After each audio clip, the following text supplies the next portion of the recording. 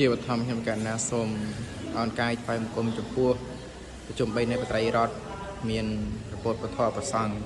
ហើយនឹងមស្ការគុណម្ចាស់គ្រប់ព្រះអង្គពលហើយចម្រើនពរញាតិញោមទាំងក្នុងនិងក្រៅប្រទេសហើយបានជ្រាបថានេះជាព្រះវិហារនាវត្តអញ្ចាញស្ថិតនៅឃុំសីក្រោកស្រុកមង្គលបុរីខេត្តបន្ទាយមានជ័យមានការត្រុតត្រោមជាច្រើនឆ្នាំហើយព្រោះព្រះវិហារនេះយូរទៅក៏មានស៊ីម៉ង់វាប្រេះចឹងទៅយើងមានតាជួសជុលវាសថ្មីញាតិញោមនេះយើងដាក់បានសុំបង្អួចគឺនៅខ្វះច្រើនខ្វះស៊ីម៉ង់បោកស៊ីម៉ង់បោកវាឲ្យវាមានការស្អាតមកវិញនេះព្រោះទិដ្ឋភាពខ្វះស៊ីម៉ង់បោកព្រោះហើយបានជ្រាបដល់ញាតិញោមបានទស្សនានៅវីដេអូនេះនេះអានេះកន្លែងយើងត្រូវជួសជុលធ្វើគឺច្រើនញាតិញោមច្រើនកន្លែងយើងធ្វើត្រូវច្រើននេះព្រះវិហារនេះគឺមានគឺយូរឆ្នាំណាស់មកហើយញាតិញោមយូរឆ្នាំណាស់មកហើយទៅមានការទ្រុឌទ្រោមនៅស៊ីម៉ង់អញ្ចឹងទៅយ៉ាងណាមិញដូចមនុស្សយើងដែរញាតិញោមការដែលកាន់តែចាស់ទៅគឺត្រនតរាព្រះវិហារយើងក៏ដូចគ្នាដែរបងដោយត្រង់ដែលថាព្រះសម្មាសម្ពុទ្ធហ្នឹង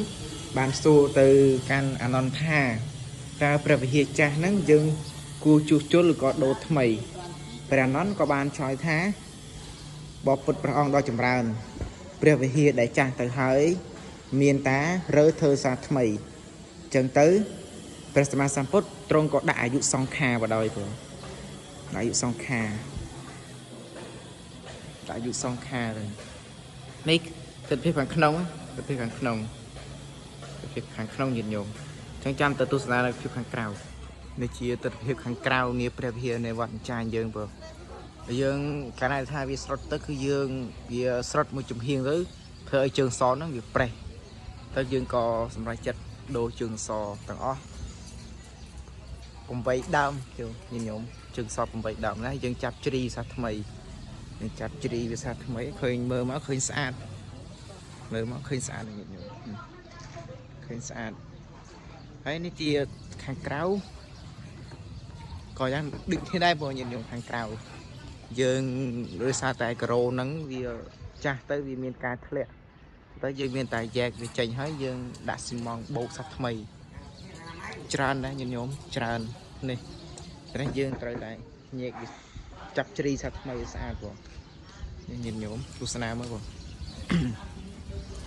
នេះខាងក្រៅទិដ្ឋភាពខាងក្រៅព្រះវិហារហ្នឹងគឺប្រែថាជំរកនៃជំនុំសង្ឃយ៉ាងណាមិញប្រសងនៃគង់សិក្សារៀនសូត្រនាវត្តអញ្ចាញយើងមានរហូតដល់90អង្គបងចេញទៅរៀននៅខាងក្រៅខ្លះនេះបងនេះយើងត្រូវតែញែកវាចេញហើយយើងដាក់ស៊ីម៉ង់បូកសាថ្មីស៊ីម៉ង់បូកសាថ្មីនេះខាងក្រោយព្រះវិហារហ្នឹងចាស់ហើយយើងក៏រើដំបូលចេញបងរើក្បឿងចេញក្បឿងហ្នឹងចាស់ទៅក៏ធ្លាក់មកត្រូវអង្គខាងក្រោមទៅយើងក៏រើក៏យើងរើចេញទៅយើងដាក់ប្រក់ក្បឿងសាថ្មីអញ្ចឹងទៅក្បឿងសាថ្មីនៅខាងលើញាតិញោមឡើងថតមកដល់នេះខាងក្រៅហើយនៅក្នុងវត្តអញ្ចាញ់ចឹងនេះគឺមានសាលាដែរបងនេះសាលាពុទ្ធកបឋមសិក្សាបាលីរងណាបាលីរងនេះទិដ្ឋភាពបងនេះយ៉ាងណាមិញក៏មានប្រសង់គង់សិក្សារៀនសូត្រច្រើនដែរបងដោយពាក្យស្លោកមួយពោលថាភ្នំថ្មរក្សានៅភ្នំយ៉ាងណាមិញដូចប្រសង់ក្រែថាមានវត្តតែអត់ប្រសង់គឺពិបាកដែរញាតិញោមតែវត្តអញ្ចាញ់យ៉ាងនេះគឺមានប្រសង់រហូតដល់90អង្គដែលគង់សិក្សារៀនសូត្រទៅក៏ខ្វះខាតនៅចង្ហាន់វ័នចូលអញ្ចឹងទៅហើយយើងក៏សម្រេចចិត្តជួសជុលព្រះវិហារនេះសាថ្មីពីព្រោះព្រះវិហារនេះវាចាស់មានការទ្រុឌទ្រោមអញ្ចឹងទៅញាតិញោមមានការទ្រុឌទ្រោមអានេះយើងចាប់ជ្រីសាថ្មីមើលឃើញទៅវារឹងស្អាតយើងនៅខ្វះស៊ីម៉ង់បោកទៀតបងនេះបោកជាហៀងទៀតបងនៅខ្វះស៊ីម៉ង់បោកនៅខ្វះស៊ីម៉ង់បោកបង